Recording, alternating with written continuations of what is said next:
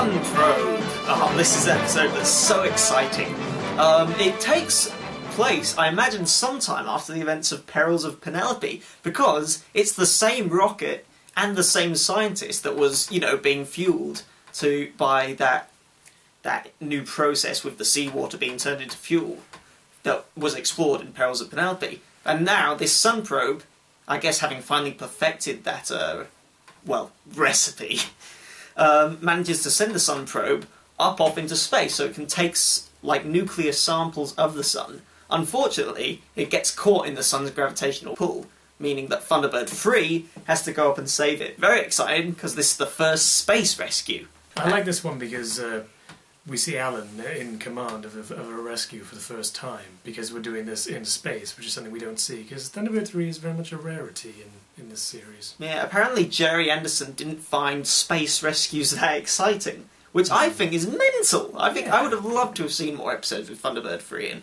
You think in the future more people will be living out in space as much as on Earth, as you see later on in Captain Scarlet, or as in we even did with Fireball XL5. That has several planets. I think that's where the Sun Probe got its design, from the Fireball XL5 ship. Yeah, I've never seen that show, but you might be right in that respect. Now, this is a very special kind of episode, because it not only involves Scott, Alan and Tintin going up in Thunderbird 3 to try and neutralise the Sun Probe, but also it has Thunderbird 2 taking Virgil and Brains into, I imagine, the Himalayas. It looks like the Himalayas, to try it from their angle, so that you've got a pincer-like rescue, where if one fails, the other one may succeed. So everyone in instance, except for maybe Gordon and John, get involved in this rescue. It's kind of odd that John doesn't appear in this one, because, you know, the space station could have played a pretty interesting role. I mean, they could have docked with Thunderbird 3 if Thunderbird 3 was in peril, which it does end up in peril, strangely. Yes, in an ironic twist of fate, Thunderbird 3, after relieving the Sun Probe and getting it to leave the Sun's orbit, Thunderbird 3 finds itself in exactly the same situation that they just saved the people from. It ends up on a collision course with the Sun because they get sucked into the Sun's gravitational pull. And we get a very intense version of events that come about with Alan and Scott and Tintin all passing out on Thunderbird 3 from the heat, and the sweat is pouring down their faces, and they just pass out, and it's up to Brains and Virgil to save them. It's a very ironic episode, because I think the number of times that rescuers put themselves in danger and may become the very victims of the danger they're fighting.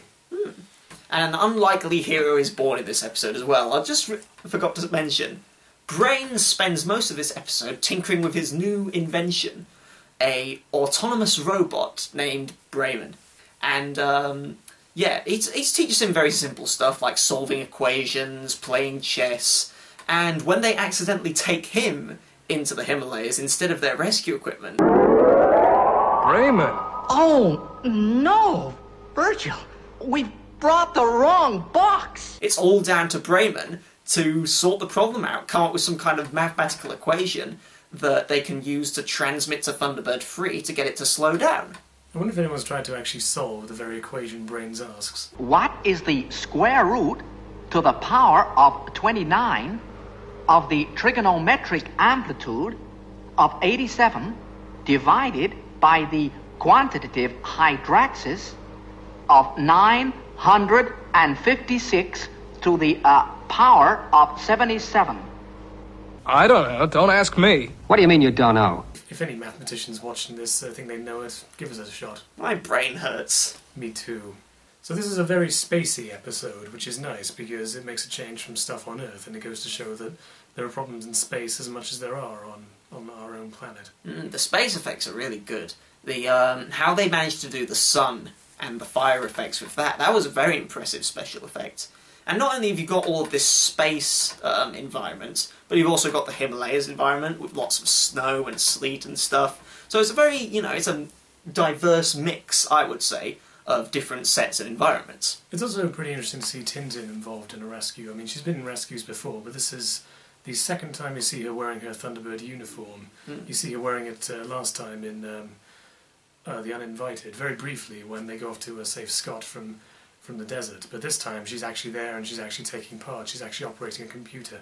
And we also hear from Kirano that there's a bit of a backstory to them working with the Tracys. He actually says, "We owe you our lives." So did Jeff Tracy save them from something, perhaps? Yeah, it's our first hint, as of yet, from what we speculated from Desperate Intruder, that the Kiranos do actually have a history with Jeff Tracy. They're not just there as hired manservants, but they're there as genuinely close friends who owe their lives to Jeff Tracy for some ambiguous reason.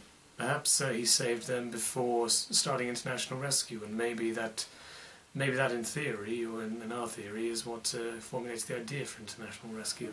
But in any case, Tintin decides it's worth her risking her own life, just as well as the Tracy brothers risk their own. You know, she goes down with Thunderbird free, she goes on the sofa, which, you know, as we talked about last episode, Scott and Alan are probably using that time going down on the sofa and going across to Thunderbird free. Maybe Scott's something of a ladies' man, and he's telling Alan, who obviously has a crush on Tintin, "Hey, Alan, this is how you're going to get Tintin. You gotta, you know, work the moves and stuff." So the time that Tintin is actually on the sofa and they're going down, they'll remain oddly quiet while she's there just like, "So, what do you talk about?" No. Just, I imagine them just being completely mute. Tintin just there being all like, and they're just like, ah.